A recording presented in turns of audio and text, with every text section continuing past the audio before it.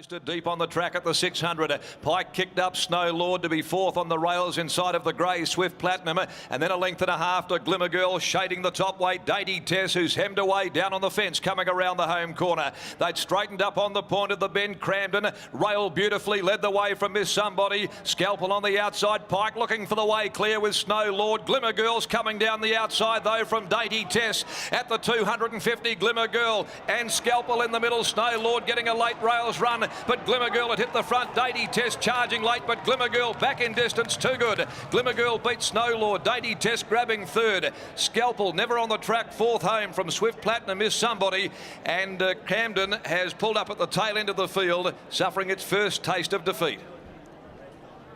Glimmer Girl, ridden by Chris Parnham, 11:63.70, settling off the back, charging down the outside with Snow Lord getting an inside run, but she had all the momentum, and she was back from an 1800 in the 1,000 guineas.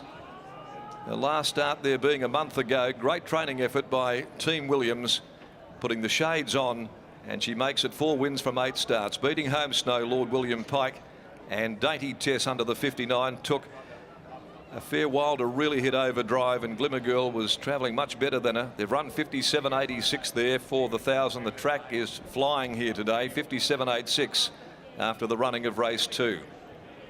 Good push this morning from the boys on inside running. Scott Embry very keen about Glimmer Girl. Wes Cameron also robust about its chances today.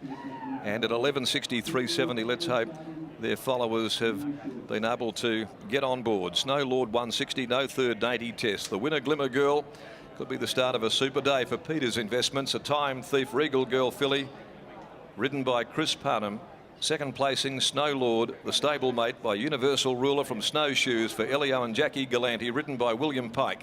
And Dainty Tess third in the War Chant Classic Smile filly, raced by Carol Morton, Fred Fairthorne, Mrs. C. B. Nile, P. Mitchison, C. Haig, Mrs. D. and G. Pratt, T. Mrs. S. Hewitt, Ms. J. Beggs, Paula Sullivan, A. Ryan, M. Burrows, Ian Russell, B. Franklin, Ian P.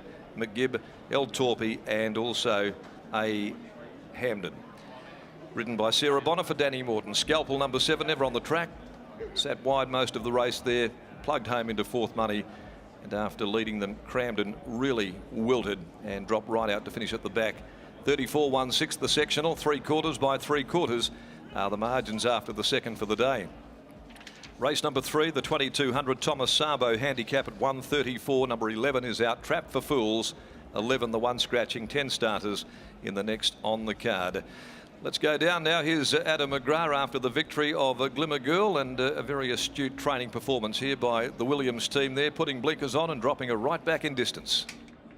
Yeah, nothing better than when a plan comes off, and Bob, that looks exactly though what you did. You saw the 1800, you've gone through your program, you dropped to $1,000, and it must bring a nice smile to your face when you get the chocolates. Yes, it's nice when something happens and the result is what you wanted. We tried to get her to go over the distances, but her racing manners just didn't allow for it because she pulls so much. But she's bred and she's out of a Zabeel mare. I expected her, hoped she'd be in the Oaks here today, and here she is, winning a 1,000-metre race. She's quite a funny horse by the looks of it, just wants to tell you what's going to happen and take place. As you said, you wanted to get out the trip, but today you drop back in distance. She doesn't want to pull, she just relaxes, she does everything as you would have liked to see. Yeah, she's about the 4th or 5th mare foal out of the mare, and none of the others have done anything at all, and now she's come along, and as I said, she should be an Oaks filly, and she's winning over 1,000 metres. What will you do with her now? Will you stay with this trip or just extend a little bit knowing that you've got it? I mean, it must throw a bit of a curveball in, as you said, when she's dictating terms. Well, we might go to 1,100. Yep. Simple as that. She's going to get it. There's no drama there. Now, Bob, Royal Supreme coming up as well. It was a really good performance last start. Just ran into a good one in Shintamani, but looks suited today. Yes, well, he's shown that he will get the distance. 2,200 will suit him, so hopefully this could be his race. Bob, as you said, you're a master programmer. It's come off. Congratulations. Yeah, thank you. Bob Peters there. We'll grab Chris Parnham now as well. Chris, it was a really good race on paper, and you knew there was going to be plenty of speed, and she just settled lovely. Yeah, she did. Obviously, dropping back from 1,800, she was always going to settle a bit nicer for me than if she hadn't got out to that distance. And look, she was a bit of a handful behind the barriers. She just got a bit worked up, but she was good enough to overcome that. And from the 600, I thought I was on the winner. She was just travelling so well, and to her credit, she put them away pretty easy. And then I just let her coast the line, and she was, yeah, as I said, she was too good for rivals. Well done, mate. Congratulations. We're going to pick up Doom in here. They've started the race.